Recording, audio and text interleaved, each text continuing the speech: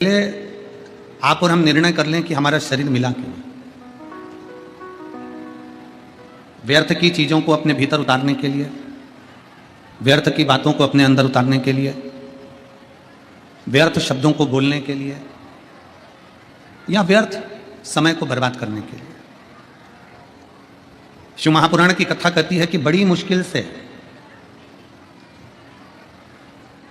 83,99,999 योनियां काटने के बाद ये 84 लाखवें नंबर की योनि है मनुष्य की देह, मानव का शरीर।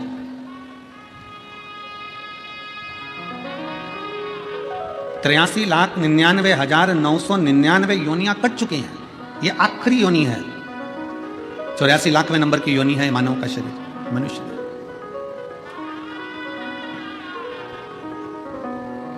और उसमें भी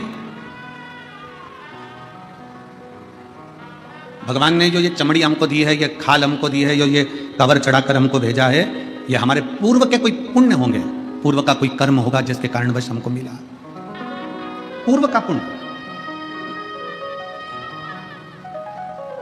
कोई अच्छा काम करा होगा तो काशी में जन्म मिल गया, कोई अच्छा काम मिला करा होगा, कोई अच्छा कर्म करा होगा तो गंगा जी का जल स्नान को मिल गया, पान को मिल गया। कोई अच्छा कर्म करा होगा तो शिव महापुराण की कथा विश्वनाथ की धरा पर मिल गई।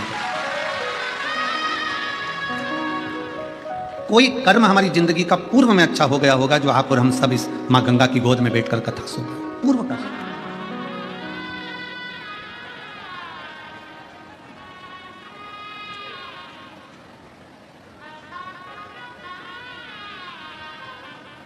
हमारे परली बैजनाथ वाले सोमानी जी, सोनी जी को खबर करे देवास में, कहे सोनी जी कि यहाँ पर व्यवस्था कर रहे हैं और ऐसी ऐसी व्यवस्था है, और चतुर्वेदी जी से बात हुई, ठीक है। फिर इनकी बात हुई केसरी जी, इन सब की मीटिंग हुई। महाराज जी बहुत चिंता में थे ये सब। हमने इनसे कहा तुम एक काम करो, कुछ मत करो, सतुआ बाबा के यहाँ आश्रम पर जाओ, वहाँ बैठ के सतुआ खाओ और बड़े प्रेम से राम नाम कृष्ण नाम गुण गाओ, कथा सतुआ बाबा करा, वहाँ बैठो, तुम तो जाओ।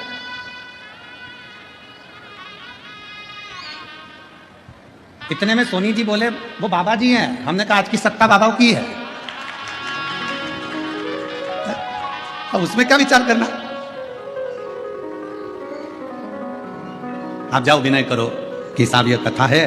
और बिटले सेवा समिति की 12 ज्योतिर्लिंग की कथा में तीसरी कथा चल रही है। पहली उज्जैनी हुई, दूसरी ओमकारेश्वर, तीसरी कथा समिति के द्वारा काशी विश्वनाथ की धरा पर हुई। ये 12 ज्योतिर्लिंग का नियम चल रहा है कि महीने में 1 साल के अंदर 2 कथा किसी भी ज्योतिर्लिंगों में हो जाए, जिससे जल्दी से जल्दी 12 ज्योतिर्लिंग पूर्ण हो कथा के।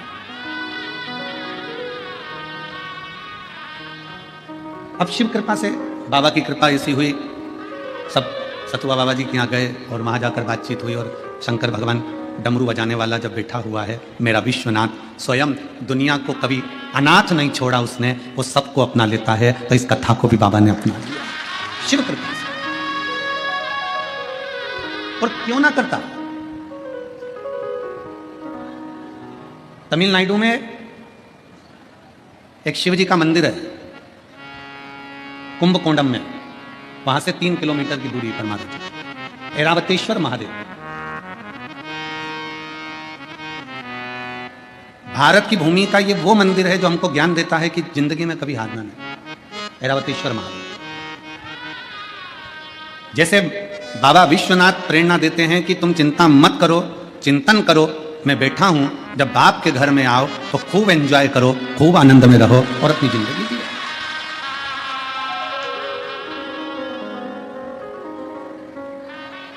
अपने पिता के घर में आयो ना तो टेंशन लेकर नहीं जियो। पति अपनी पत्नी को मायके भेजता है, और मायके भेजता है तो वो पत्नी से कह दे कि मायके जा रही हो, सुनो इतना घूंघट करके रहना मायके में, इतना घूंघट, मायके जा रही हो ऐसे रहना वैसे रहना। ईमानदारी से बोलो, मायके में बेटी इतना घूंघट करेगी क्या? जम के बोलो, जरा जम के। नहीं, ससुराल में सबको खिलाकर खाती है और मायके में भाभियां भोजन बनाकर देती है और ननंद पहले खाती है।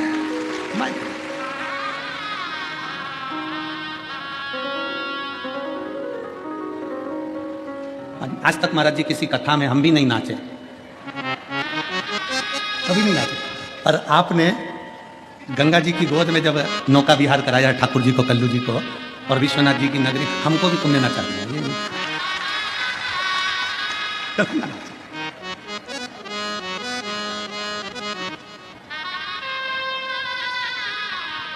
ये शिव भक्ति है। क्यों? क्योंकि हम अपने बाप के घर आए हैं, किसी से डरते थोड़ी ना, अपने पिता के घर आए हैं, और पिता का जो घर होता है, बाबुल का जो घर होता है, वो फुल आनंद के साथ होता है, पूर्ण आनंद के साथ। अभी जाते जाते हमने गंगा जी के घाट पर मणिकर्णिका पे देखा, दो मुर्दे, दो अर्थियां बंदी बंदाई रखी थी, एक गंगा जी के जल से कोई स्नान वगैरह करा रहे थे, दो एक्स्ट्रा रखी हुई थी, बढ़िया कपड़े वपड़े ओढ़ के अर्थियां पड़ी हैं और मुर्दे आराम से सो रहे हैं। हमारे मन में आया, हमने तुरंत आशीष को बुलाकर इशारा कर कर कहा, देखो कितने बाप के घर में कितने चैन से सो रहा है, इतनी चैन की नींद कहीं नहीं आ सकती। गंगा जी का किनारा, ठंडी हवा चल रही, पानी से गंगा मैया से स्नान कर कर आए, बैठे अलमस्त होकर, मेला ठेला थोड़ा सा घुमा और अपनी अलमस्ती में बैठ गए, आनंद किया, पाया, बैठे, श्रवण किया। ये पिता का घर। विश्वनाथ जी की कथा, बाबा विश्वनाथ हमको कहते हैं कि तुम अपने पिता के घर में हो, भरण पोषण की जवाबदारी सब उस शंभू की है, सारी जवाबदारी मेरे शंकर भगवान की, सारी। कितना सुंदर कहा है, माता के गर्भ में जब जीव आता है, मां के गर्भ में जब कोई बच्चा प्रवेश करता है, माता के गर्भ में जब कोई जीव प्रवेश करता है, माता के गर्भ में जब वो आता है, उस दिन से जीव जब मां के गर्भ में प्रवेश करता है, उस दिन से मेरा विश्वनाथ उसके भरण पोषण की जवाबदारी ले लेता है, और मरता है, प्राण छूटते हैं, उस दिन तक मेरा बाबा विश्वनाथ कहता है तुझे चिंता की करने की जरूरत नहीं है, माता के गर्भ में भी पेट मैंने भरा है, तो मरने के बाद तक की जवाबदारी मेरी है कि तुझे पार भी मैं ही लगाऊंगा, नहीं लगाऊंगा, कोई दूसरा नहीं लगाता। भारत की भूमि एक ऐसी भूमि है, सभ्यता की भूमि, संस्कृति की भूमि, संस्कारों की भूमि, सनातन धर्म की यह धरा भारत की भूमि एक ऐसी भूमि है जिस भारत की भूमि पर व्यक्ति कहीं पर भी मरे पर उसके नाम के आगे स्वर्गवासी लिखाता है, स्वर्गवासी कहीं पर भी मरे, क्योंकि भारत की भूमि पर मरने के लिए, भारत की भूमि पर मरने के लिए तो विदेशी भी तरसते हैं कि हमारे प्राण अगर छूटे तो भारत की भूमि पर छूटे, और भारत की भूमि में भी अगर कोई इच्छा रखता है कि मेरे प्राण कहीं छूटे तो वो गंगा का घाट हो और काशी की पवित्र भूमि हो, वहां। बोल बम का नारा है, सारी समस्या का हल। अंतिम बिंदु यहां सोच कर आता है कि मेरे प्राण छूटे तो विश्वनाथ की धरा पर छूटे, मेरे प्राण जाएं तो मैं गंगा के घाट पर जाएं, मेरे प्राण जाएं। अरे सीधा सीधा चरित्र देखिए, शिव महापुराण का महत्तम उठाकर देखिए। बिंदुक की धर्म पत्नी चंचुला, बिंदुक प्रेत योनि में पड़ गया, बिंदुक प्रेत योनि में पड़ने के बाद भटकता रहा चंचुला, कभी भगवान शंकर को नहीं मानती थी, कभी शिवालय नहीं गई, कभी शंकर का मंदिर नहीं गई, कभी शंकर की स्तुति नहीं करी, कभी शंकर भगवान को एक लोटा जल नहीं चढ़ाया, कभी उसने शंकर की आराधना नहीं करी, कभी शिव के धाम चंचुला देवी नहीं गई। पर गांव के लोग बैलगाड़ी तैयार कर कर गांव के लोग काशी जा रहे थे, चंचुला के मन में आया मेरे पति को मुक्ति नहीं मिली क्योंकि वो पानी में डूबकर मर गया। पानी में मरा हुआ, सर्प के डसे से मरा हुआ और स्त्री के हाथ से मरा हुआ मुक्त नहीं होता, मुक्त नहीं, उसकी मुक्ति नहीं। चंचुला को लगा मेरे पति का मोक्ष नहीं हुआ, क्या करूं, क्या करा जाए। गांव के लोग जा रहे थे काशी, चंचुला ने सुन रखा था कि एक बार अगर काशी मुख से निकल जाता है, काशी काशी काशी काशी मुख से निकल जाता है तो हजारों अश्वमेध यज्ञ का फल प्राप्त होकर शंकर का धाम मिल जाता है। जब केवल काशी का नाम मुख से निकला तो अश्वमेध यज्ञ का फल प्राप्त हो गया, काशी का नाम मुख से निकला तो स्वयं भगवान शंकर का स्थान प्राप्त हो गया, तो क्यों ना मैं एक बार काशी चले जाऊं तो मेरे पति को मुक्ति मिल जाए। तो चंचुला देवी बैलगाड़ी में बैठकर सारे गांव वालों के साथ में लिए जाने लगी, पर गांव वालों ने चंचुला देवी को गाड़ी में बिठाया नहीं, क्योंकि ये कभी शिवालय नहीं जाती थी, कभी ये सत्संग नहीं करती थी, कभी ये भजन नहीं करती थी, कभी ये कीर्तन नहीं करती थी, कभी ये मंत्र जाप नहीं करती थी, कभी इसने शंकर भगवान को एक लोटा जल नहीं चढ़ाया था, कभी। पर आपको कल की कथा में कहा था 25 किलो मिर्ची में 4-5 मिर्ची सड़ी निकल जाए, एडजस्ट करिए। 25 किलो आलू में 2-5 आलू बेकार निकल जाए, कोई बात नहीं, 4-5 किलो टमाटर में 2-4 टमाटर बेकार निकल जाएं, कोई बात नहीं, उनको स्वीकार करिए। उसी तरह गांव के लोगों ने चंचुला देवी को स्वीकार नहीं करा चंचुला देवी। चंचुला ने विचार करा, मैं कभी काशी तो गई नहीं हूं, कभी मैं काशी गई नहीं, एक काम करती हूं, मैं काशी, ये गाड़ी जो जा रही है ना, इसके पीछे पीछे चलती हूं, इसके पीछे पीछे चलती हूं।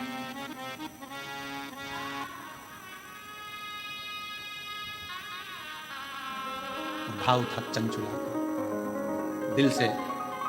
कभी शिव को नहीं देखा था चंचुला ने, कभी शंकर का भजन नहीं करा था चंचुला ने, कभी शिव की स्तुति नहीं करी थी चंचुला ने। चलते पैदल जा रही है, गाड़ी में नहीं बिठाया है चंचुला, पैदल। शंकर भगवान, मेरे विश्वनाथ, मेरे शंभु जब अपने पास बुलाते हैं ना किसी को, तो उसका पूर्व का सारा पाप पहले काट देते हैं, तब भगवान विश्वनाथ की धरा पर बुलाता है। उसके पूर्व का पुराना सारा पाप काट दिया उसको पैदल चलाते चलाते। चल, गाड़ी आगे आगे चल रही है, चंचुला देवी पीछे पीछे चल रही है। और कोई जाए जो काशी में मेरा देगा ले जा, कोई जाए जो काशी में, साउंड सेट नहीं है बिल्कुल, ले, आवाज क्लियर नहीं आ रही है, फैल फैल के आ रही है। कोई जाए जो काशी में मेरा देगा ले जाना, कोई जाए जो काशी में आपेगा ले। ये कहना काशी वाले से तुम्हारी आती है, ये कहना काशी वाले से सारे बक्से बंद हैं, सारे बक्से बंद हो गए अंदर के। ये कहना काशी वाले से तुम्हारी याद आती है, मैं खुद तो आ नहीं सकता, मेरा तेरा ले जाना, मैं खुद तो आ नहीं सकता, मेरा तेरा ले जाना, कोई जाए जो काशी में मेरा तेरा ले जाना। भगवान मेरे विश्वनाथ, मेरे शंभु अपने नजदीक में जब बुलाते हैं तो सारे पापों को काट देते हैं, सारे पापों को काट देगा, तब मेरा शंभु, तब मेरा त्रिकालदर्शी, तब मेरा कैलाशी, तब मेरा शंकर आपको अपने नजदीक में बुलाएगा। जब तक आप कटेंगे नहीं तब तक मेरा बाबा भी बुलाने वाला नहीं। बाबा बुलाता ही जब है जब सारे पापों को काट देता, सारे पापों। काशी से जाने के बाद घर पे जाके बड़े खुश होना कि मुझे विश्वनाथ जी ने दर्शन दिया। कब दिया? जब मेरी जिंदगी के सारे पाप कट गए, तब दर्शन दिया।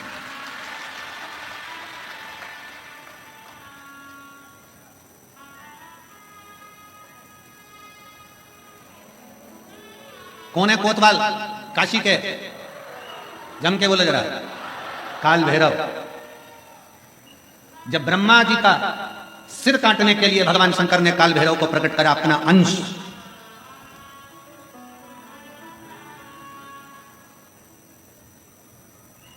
चौसठ योगिनियां नृत्य कर रही थी। खप्पर भरने वाली मां कंकाली काली भी नृत्य कर रही थी। नृत्य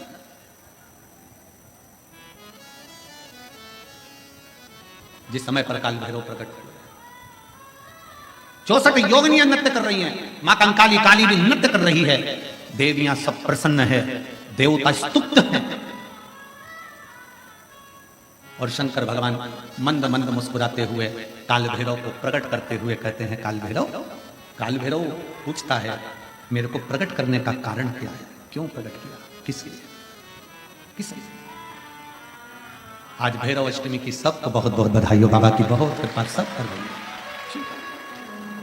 मुझे प्रकट क्यों करा? किस लिए प्रकट किया?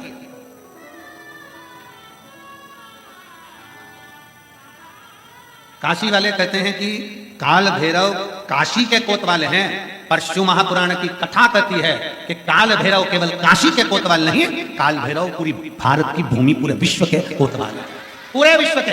मृत्यु लोक में जो जन्म लेता है, शास्त्र कहता है, हमारे शास्त्र वर्णन करते हैं, ब्रह्मा ब्रह्म लोक में विराजमान है, भगवान विष्णु वैकुंठ लोक में विराजमान है, भगवान शंकर मृत्यु लोक में विराजमान है। भगवान शंकर अपने नेत्र बंद कर बैठे रहते हैं। मां सती ने, माता पार्वती ने शंकर भगवान से पूछा था इस काल भैरव को क्या केवल ब्रह्मा जी को मारने के लिए, ब्रह्मा जी का सिर काटने के लिए प्रकट करा आपने?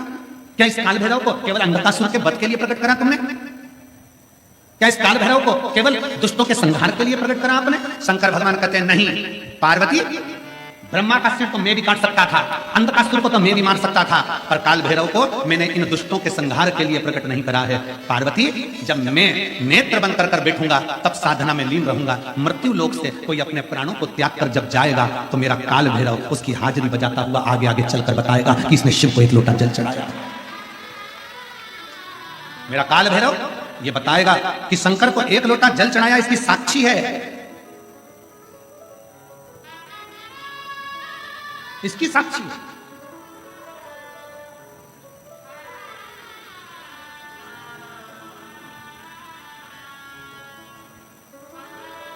लोग डरते हैं, काल भैरव भगवान से डरेंगे, शनि महाराज से डरेंगे, इससे डरेंगे, उससे डरेंगे।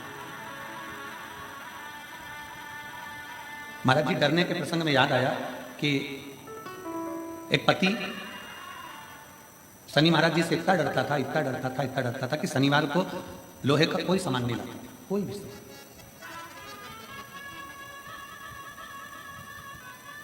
पत्नी पड़ गई बीमार, शनिवार का दिन, डॉक्टर ने कहा ये सुई लेके आओ।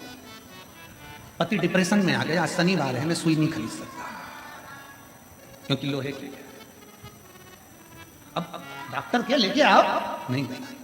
पत्नी तड़प रही है पर वो सुई लेने नहीं रहे क्योंकि आज शनिवार है, मैं लोहा नहीं खरीद। कौन सा शास्त्र कहता है, कौन सा वेद कहता है, कौन सा पुराण कहता है कि हमारे देवता, शिव पुराण में स्पष्ट किया गया 33 कोटि देवी देवताओं का एक एक क्रम उठाकर देखिए, कोई भी देवी देवता आपको कभी दंड नहीं देता। देवी देवता तो आपको गले से लगाकर आशीर्वाद प्रदान करता है, कोई दंड नहीं। भय उत्पन्न कर दिया, आज के जमाने में भय उत्पन्न कर दिया।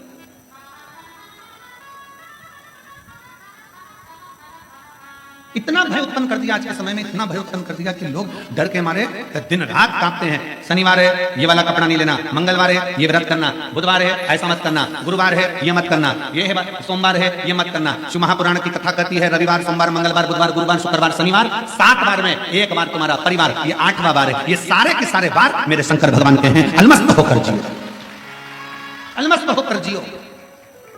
उसने कभी नहीं कहा कि रविवार को दुकान मत खोलना, कि सोमवार को मत खोलना, कि मंगलवार को मत खोलना, कि बुधवार को मत खोलना। जब तुम्हारा दिल हो तब परमात्मा का भजन करिए, जब तुम्हारी इच्छा हो तब शिव की स्तुति करिए।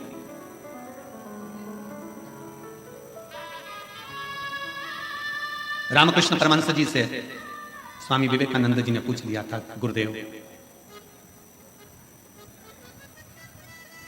भगवान का नाम कब लेना चाहिए? रामकृष्ण परमहंस जी से स्वामी विवेकानंद जी पूछ रहे हैं भगवान का नाम कब लेना चाहिए, भगवान का भजन कब करना चाहिए? रामकृष्ण परमहंस जी ने कह दिया था, नरेंद्र, स्वामी विवेकानंद मरने के 1 मिनट पहले। स्वामी विवेकानंद जी ने कहा, हमें कैसे मालूम पड़ेगा कि हम मर कब रहे? तो रामकृष्ण परमहंस ने कहा, हर घड़ी भजन करो, कब मालूम पड़ेगा कि मर जाओगे किसको पता। इसलिए हर क्षण, हर घड़ी, हर पल भगवान का नाम लिए जाओ, ना जाने कौन सी श्वास आखिरी है और कौन सी घड़ी आखिरी है। भजन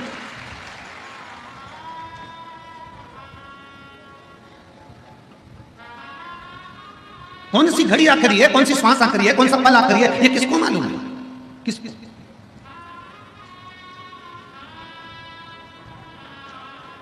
परसों की कथा में कहा था कि देखने के लिए लोग ताजमहल जाते हैं, दर्शन के लिए लोग विश्वनाथ आते हैं। सुना था कि नहीं सुना था? बोलो, जम के बोलो जरा। सुना? मेरी काशी की जीजियों, जरा जम के तो बोलो। सुना था? हाँ। और जीजाओं, सुना था ना सबने? ठीक है। देखने के लिए नेत्रों की जरूरत पड़ती है, शिव महापुराण की कथा कहती है, पर दर्शन के लिए कभी नेत्र की जरूरत नहीं पड़ती। दर्शन के लिए तो दिल और मन की जरूरत पड़ती है, परमात्मा का साक्षीकरण होता है। केवल मन चाहिए, दिल चाहिए।